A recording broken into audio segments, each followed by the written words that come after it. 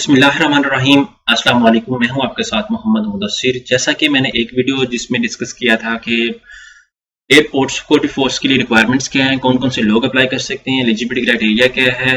अब इस वीडियो के अंदर जो हम डिस्कस करने जा रहे हैं वो जस्ट अप्लाई फॉर्म को फिलअप कैसे करना है, एक से ज्यादा पोस्ट के लिए कैसे अप्लाई करना है। उससे पहले मैं अपने तमाम व्यूअर्स से रिक्वेस्ट करूंगा, प्लीज हमारे चैनल को सब्सक्राइब करें, लाइक करें, शेयर करें और कमेंट करें ताकि आपको आने वाली हर किस्म की latest information with the best of मिलती रहे।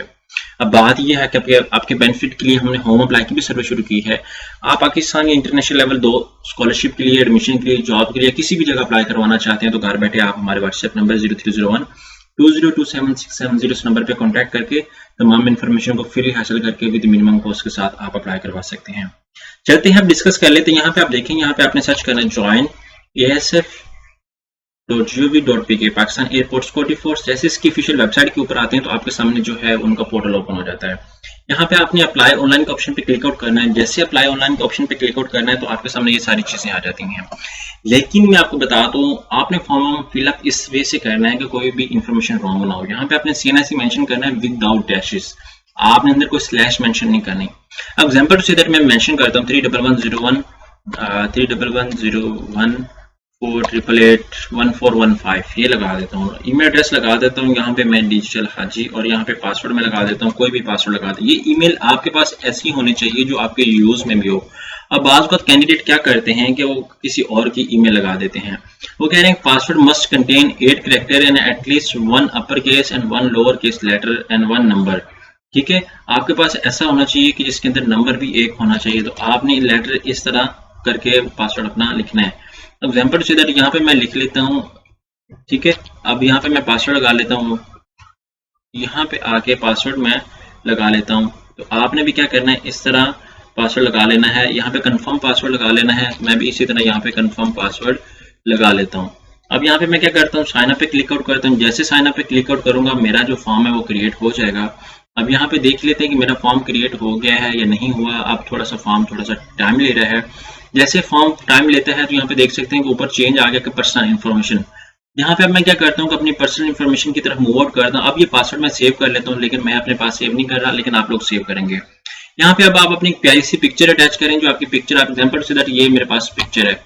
यहाँ पे अब मैं ये पिक्चर ओपन कर लेता हूँ। जैसे पिक्चर का आपका साइज जो है वो 30 KB होना चाहिए। आप पिक्चर रिसाइज कैसे करें, या तो आप यहाँ पे क्लिक आउट करके रिसाइज कर सकते हैं, या आप इसके लिए आपने क्या करना है, अब इस फॉर्म को देखना है। यहाँ पे आपने पिक्चर रिसाइज कर लेनी है, कोई ऐसी पिक्चर जो 30 KB से लेस हो। अब मेरी पिक्चर अटैच होगी। अब सेंटर सेलेक्ट करना, आपके नियरेस्ट जो भी सेंटर है आप उसको चूज करें। एग्जाम्पल से मैं बहावलपुर चूज करता हूँ। उसी तरह यहाँ पे डोमिसाइल मेरा कहाँ का है, बहावलनगर का है या पंजाब का है। यहाँ पे अपना डिस्ट्रिक्ट लेंगे। यहाँ पे मैं रहता है बहावलनगर के अंदर हूँ तो मैं बहावलनगर चूज करूंगा।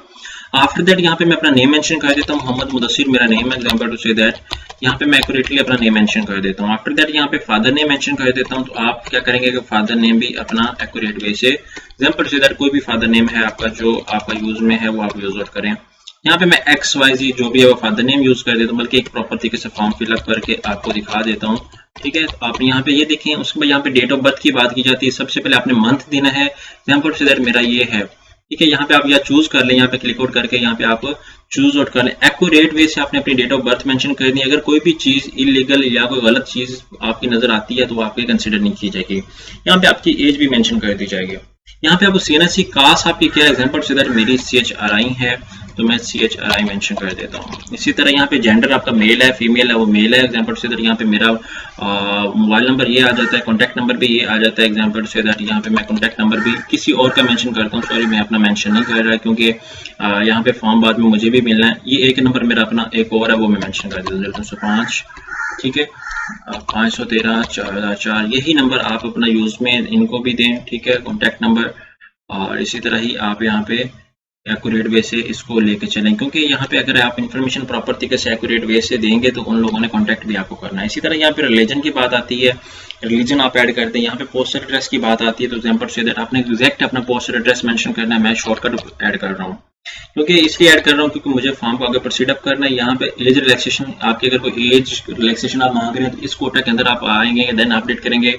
Do you have disability certificate, अगर आप डिसेबल हैं नो, उसके बाद आप डिसेबल हैं तो फिर यस करें, अगर नहीं है तो आप इसको क्लिक आउट करें। यहाँ पे नॉट अप्लाईकेबल पे क्लिक आउट करें। यहाँ पे do you have a valid driving license, अगर जो लोग ड्राइवर के लिए अप्लाई करेंगे तो यहाँ पे ड्राइविंग लाइसेंस के लिए अप्लाई करें।